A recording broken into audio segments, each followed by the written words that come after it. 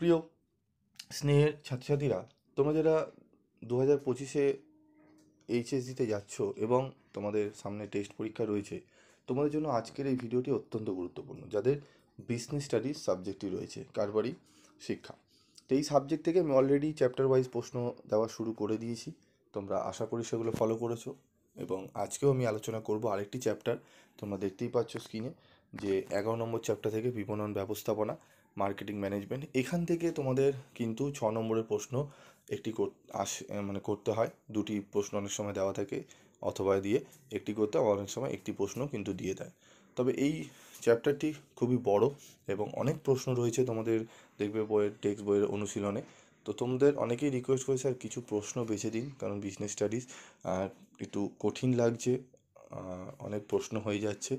Actually ব্যাপার হচ্ছে business studies maximum জায়গায় কিন্তু ঠিকমতো তোমরা ফলো আপ করো না এবং ঠিক করে বুঝে পড়ো না, মুখস্থ করে তোমরা করতে যাও, যার জন্য তোমাদের কিন্তু এই সাবজেক্টটি টাফ মনে হয়। কারণ এই সাবজেক্টটি কিন্তু খুব একটি কঠিন নয় যদি তুমি একটু বুঝে পড়ো।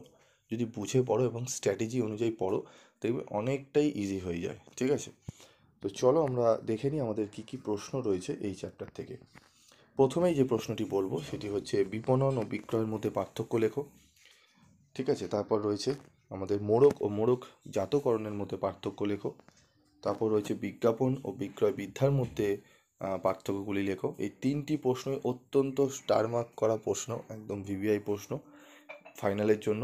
তবে টেস্টের যেহেতু টেস্ট পরীক্ষার দিকেও দৃষ্টি রাখা হয়েছে, তাই জন্য আরও কিছু প্রশ্ন আমাদের পড়তে হবে, কারণ বিভিন্ন স্কুলে বিভিন্ন রকম প্রশ্ন হতে পারে। পণ্যের নামকরণের প্রয়োজনীয়তার সুবিধা অসুবিধাগুলি লেখো।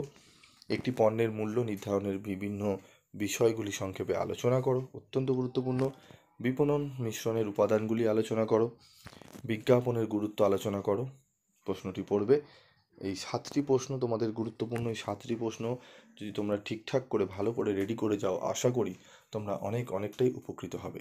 এবং তোমাদের কোন কোন সাবজেক্টের কোন কোন সাবজেক্টে সাজেশান লাগবে তোমরা কমেন্ট বক্সে লিখে জানাবে, এবং যদি কোনো প্রশ্নের উত্তর করতে গিয়ে অসুবিধা হয় তাহলে তোমরা কমেন্ট বক্সে লিখে জানাতে পারো, আমি সেই প্রশ্নের উত্তরগুলোও করে দেওয়ার চেষ্টা করব। আজকের মতো ভিডিওটি এইটুকুই, দেখা হচ্ছে পরবর্তী ভিডিওতে। সকলে ভালো থাকবে, সুস্থ থাকবে।